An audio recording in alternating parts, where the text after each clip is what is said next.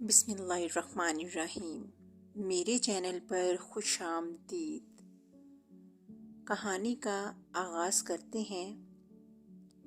کہتے ہیں ملک عراق میں ایک لکڑہارا رہتا تھا۔ اس کا نام ابو موسیٰ تھا۔ وہ اس بڑی دنیا میں اکیلا تھا۔ اس کے ماں باپ اس وقت ہی فوت ہو گئے تھے جب موسیٰ ابھی بچہ تھا۔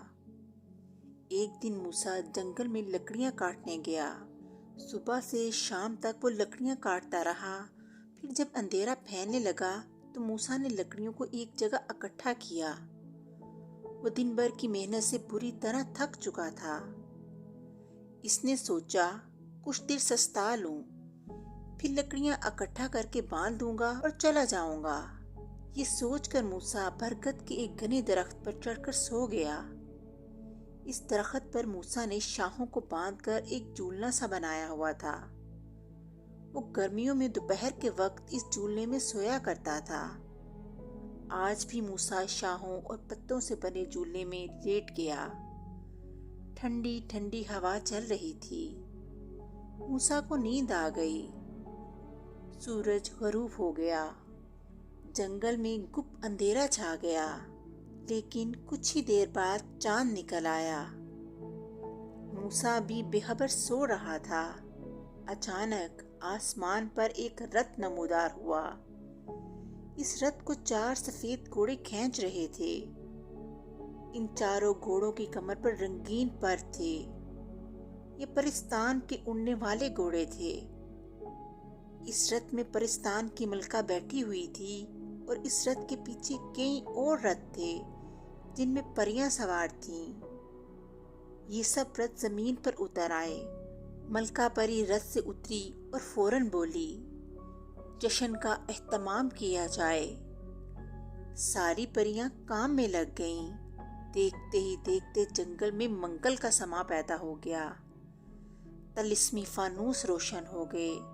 ان کی روشنی اس قدر تیز تھی کہ سوئی گرتی تو وہ بھی فوراً مل جاتی۔ برگد کے درخت تلے ملکہ کا تخت بچھایا گیا اور پریاں ناچنے گانے لگیں۔ پریوں کی آواز اس قدر میٹھی تھی کہ پرندوں کو بھی لطف آ گیا۔ موسیٰ لکڑہارا جو ابھی تک سو رہا تھا، گانے بجانے کی آوازیں سن کر جاگ پڑا۔ اس نے جب خوبصورت پریوں کو ناچتے گاتے دیکھا تو مارے حیرت کی اس کی آنکھیں کھلی کی کھلی رہ گئیں۔ پہلے تو اس کے دل میں خیال آیا، شاید میں کوئی خواب دیکھ رہا ہوں۔ اس نے جلدی جلدی آنکھیں ملیں، دانتوں تلے انگلی دبائی، مگر سب کچھ ویسا ہی رہا۔ یہ کوئی خواب نہ تھا۔ موسیٰ سوچنے لگا، آخر یہ پریاں اس جنگل میں کہاں سے آ گئیں؟ موسیٰ کے دل میں آیا کہ یہی سوال پریوں سے پوچھے، مگر اس نے سن رکھا تھا اگر پریاں آدم ذات کو دیکھ لیں تو قید کر کے پرستان لے جاتی ہیں۔ اس لیے وہ چپ چاپ پڑا یہ تماشا دیکھتا رہا۔ آدھی رات تک پریوں کا یہ جشن جاری رہا۔ پھر پریوں کی ملکہ تخت سے اٹھی اور دونوں ہاتھ ہوا میں بلند کر کے بولی، شہزادہ نکولائی کو لایا جائے اور دستور کے مطابق کوڑے لگائے جائیں۔ یہ حکم سنتے ہی چند پریاں ایک رتھ سے پریزاد شہزادے نکولائی کو لائیں اور ایک درخت سے باندھ دیا۔ ملکہ کے اشارے پر ایک پری نے کوڑا نکالا۔ کوڑا ہوا میں لہرایا اور شہزادے کو مارنا شروع کر دیا۔ شہزادے کی چیخ نکل گئی۔ دوسرا، تیسرا، چوتھا اور 5واں کوڑا۔ ہر کوڑے پر شہزادے کے حلق سے بری دردناک چیخیں نکل رہی تھیں۔ موسیٰ درخت پر بیٹھا یہ منظر دیکھ رہا تھا۔ وہ ایک رحم دل انسان تھا۔ شہزادے پر ظلم اس سے برداشت نہ ہو سکا۔ اس نے اپنی جان کی پرواہ نہ کی اور درخت سے چھلانگ لگا دی اور ملکہ پری کے سامنے آ کے کھڑا ہو گیا۔ پریاں تو مارے خوف اور حیرت کے چیخنے چلانے لگیں، آدم زاد، آدم زاد۔ ملکہ پری نے گرج کر کہا، اے آدم زاد، کون ہے تو اور یہاں کیسے آ گیا؟ موسیٰ بولا، میں ایک غریب لکڑہارا ہوں، اس درخت پر سو رہا تھا کہ گانے بجانے کی آوازیں سن کر آنکھ کھل گئی۔ میں خاموش رہا، مگر اس مظلوم شہزادے پر ظلم ہوتے دیکھ کر میرا دل بھر آیا۔ اے ملکہ پری، تم اس قدر سنگ دل کیوں ہو؟ اس بیچارے شہزادے نے کیا غلطی کی ہے جو اسے اتنی سخت سزا دی جا رہی ہے؟ ملکہ پری نے یہ سنا تو آنکھوں میں آنسو آ گئے۔ اس نے روندی ہوئی آواز میں کہا، مجھے سنگ دل کہہ رہے ہو؟ جانتے ہو یہ کون ہے؟ یہ میرا بیٹا ہے، اور میں ماں ہو کر بھی اسے یہ سزا دینے پر مجبور ہوں، کیونکہ قانون کی نظر میں سب برابر ہیں۔ پرستان میں غلطی چاہے شہزادے نے کی ہو یا مزدور نے، سب کو قانون کے مطابق سزا ملتی ہے۔ تمہاری دنیا کے قانون کی طرح نہیں کہ طاقتور اور دولت مند بچ نکلتا ہے۔ تم صحیح کہتی ہو ملکہ پری، موسیٰ لکڑہارے نے کہا، طاقتور اور دولت مند وقتی طور پر تو بچ سکتا ہے، اس دنیا کی عدالت سے رہا تو ہو سکتا ہے، مگر ایک اور بڑی عدالت بھی ہے جہاں صحیح انصاف ہوتا ہے، وہ عدالت خدا کی ہے۔ اچھا تم یہ بتاؤ، آخر شہزادے نے غلطی کیا کی ہے؟ اس احمق نے سبز دیو کے چکنی چپڑی باتوں میں آ کر شاہی موتی اس کے حوالے کر دیا۔ یہ اتنی بڑی غلطی ہے کہ پرستان کا وجود خطرے میں پڑ گیا۔ ہمارے دیوتاؤں کے مطابق پرستان کا حاکم وہی بن سکتا ہے جس کے پاس شاہی موتی ہو۔ اب جو ہی میں مروں گی تو سبز دیو پرستان کا بادشاہ بن بیٹھے گا۔ وہ ظالم اور ہونہار دیو پرستان کا بادشاہ اس لیے بننا چاہتا ہے کہ پرستان میں پیدا ہونے والی فصلیں اور پھل اس کے قبضے میں آ جائیں اور وہ انہیں اپنی ساتھی دیووں میں بانٹ دے۔ اس طرح پریاں بھوکی پیاسی مر جائیں گی، اور پرستان جو ہی پریوں سے خالی ہو گیا، دیو اس پر قبضہ کر لے گا۔ یہ تو واقعی بہت بڑی غلطی کی شہزادے نے، موسیٰ سر ہلا کر بولا۔ اس غلطی کی سزا میں اسے ہر چاندنی کی رات کو زمین پر لایا جاتا ہے اور کوڑے مارے جاتے ہیں، ملکہ پری نے کہا۔ اچھا تو کیا پریاں مل کر سبز دیو سے موتی نہیں چھین سکتی؟ نہیں، وہ بے حد ہونہار اور طاقتور ہے، پھر اس تک پہنچنا جان چھوکوں کا کام ہے۔ ذرا مجھے بتاؤ اس تک کیسے پہنچا جا سکتا ہے؟ یہاں سے سینکڑوں میل دور شمال میں ایک کھنڈر ہے۔ اس کھنڈر میں واقع کنویں میں ایک بھوتنی رہتی ہے۔ جو بھی بھوتنی کے ہتھے چڑھ جائے وہ اس سے ایک سوال پوچھتی ہے۔ اگر اسے صحیح جواب دے دیا جائے تو وہ نہ صرف جان بخش دیتی ہے بلکہ آگے جانے کا راستہ بھی بتا دیتی ہے، اور اگر جواب غلط ہو تو وہ خون پی کر ہڈیاں بھی چبا جاتی ہے، اور آج تک کوئی بھی اس کے سوال کا صحیح جواب نہیں دے پایا۔ اچھا تم مجھے یہ بتاؤ، سبز دیو میں کوئی نقص ہے؟ میرا مطلب ہے کیا وہ بہت زیادہ سوتا ہے، خوشامد پسند ہے یا لالچی ہے؟ کیا ہے وہ بڑا چالاک اور ہوشیار ہے، ملکہ پری نے کہا۔ دن میں سونا تو ایک طرف، رات کو بھی جاگتا ہے۔ ہاں ایک نقص ہے، دن کی روشنی میں اسے کچھ نظر نہیں آتا، لیکن رات کو وہ ایک تنکا بھی دیکھ سکتا ہے۔ موسیٰ لکڑہارا سوچ میں پڑ گیا، پھر بولا، ہمارا دین اسلام کہتا ہے کہ مصیبت زدہ کی مدد کرو، کسی کے کام آنا بھی عبادت ہے۔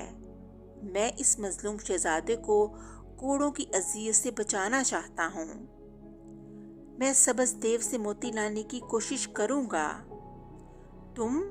تم کرو گے؟ ملکہ پری نے حیرت زدہ لہجے میں کہا۔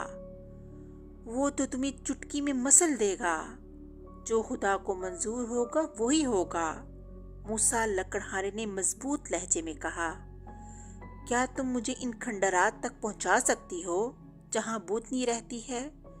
ہاں، میرا رتھ تمہیں وہاں پہنچا دے گا، مگر ایک بار پھر سوچ لو، تم موت کے منہ میں چھلانگ لگانے جا رہے ہو۔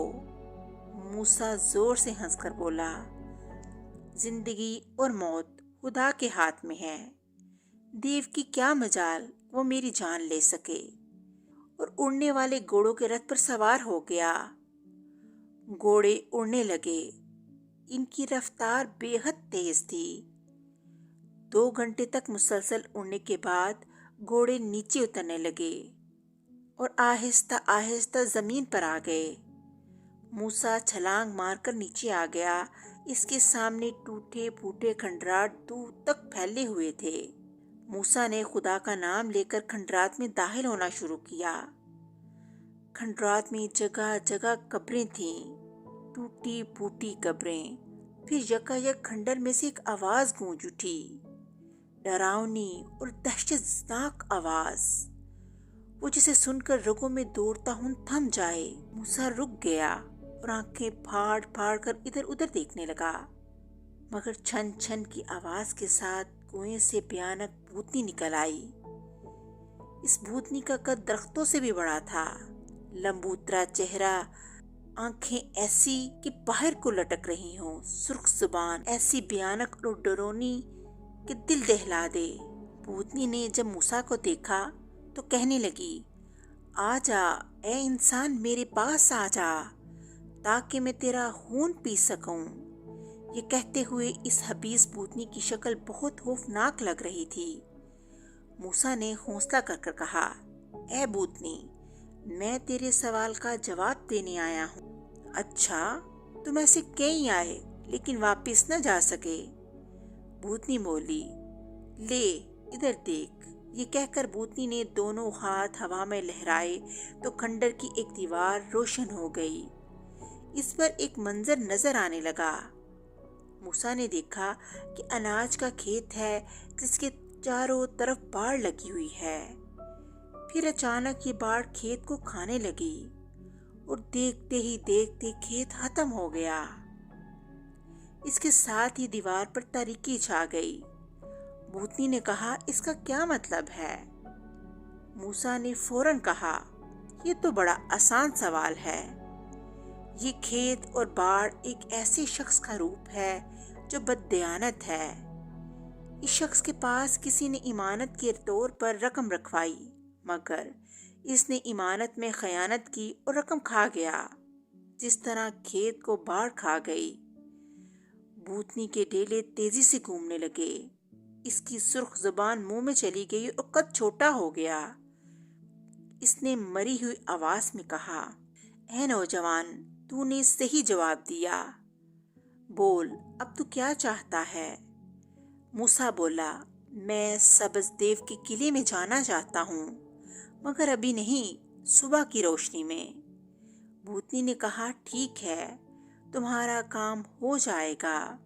بھوتنی نے ہوا میں ہاتھ لہرایا اور ایک ڈھانچہ نمودار ہوا۔ اے کھنڈرات کی ملکہ، تیرا غلام حاضر ہے، حکم کر۔ بھوتنی نے کہا، اے میرے غلام ڈھانچے، اس انسان کو سبز دیو کے قلعے میں لے جا اور پھر واپس لے آ۔ ڈھانچے نے ابو موسیٰ کا ہاتھ تھاما اور چل پڑا۔ ڈھانچہ موسیٰ کو ساتھ لیے زمین میں غرق ہو گیا۔ ڈھانچے کے کہنے پر موسیٰ نے آنکھیں بند کر لی تھیں۔ زمین کے اندر دیر تک سفر جاری رہا، پھر دونوں زمین کی سطح پر ابھر آئے۔ موسیٰ نے آنکھیں کھولی تو سامنے ایک عظیم الشان قلعہ نظر آیا جو کالے پتھر کا بنا ہوا تھا۔ ڈھانچے نے کہا، یہی ہے سبز دیو کا قلعہ، میں باہر ٹھہرتا ہوں، تم چلے جاؤ۔ دن کا اجالا پھیل چکا تھا۔ موسیٰ نے اللہ کا نام لیا اور قلعے میں داخل ہو گیا۔ قلعے میں داخل ہونے سے پہلے اس نے عطر کی شیشی اپنے کپڑوں پر انڈیل لی تھی تاکہ دیو اس کی انسانی بو نہ سونگھ سکے۔ اب اس نے اللہ کا کلام پڑھ کر اپنے اوپر پھونک لیا تاکہ دیو اس کی آمد کو محسوس نہ کر سکے۔ وہ چپکے سے اس کے تہخانے میں گیا اور جا کے اس نے موتی چرا لیا۔ موتی چرا کے جو ہی وہ اوپر آیا، دیو گرددار آواز میں بولا، آدم زاد، آدم زاد، میں تمہیں ہلاک کر دوں گا، میں تمہیں کچا چبا جاؤں گا۔ دیو کو اس وقت نظر نہیں آ رہا تھا، وہ کبھی ادھر کبھی ادھر سر پٹک رہا تھا، لیکن موسیٰ بچتے بچاتے وہاں سے باہر نکل آیا اور دوبارہ اپنی منزل پر روانہ ہو گیا۔ دیو چیختا چلاتا رہا اور سر پیٹتا رہا، لیکن بے سود، موسیٰ تو جا چکا تھا۔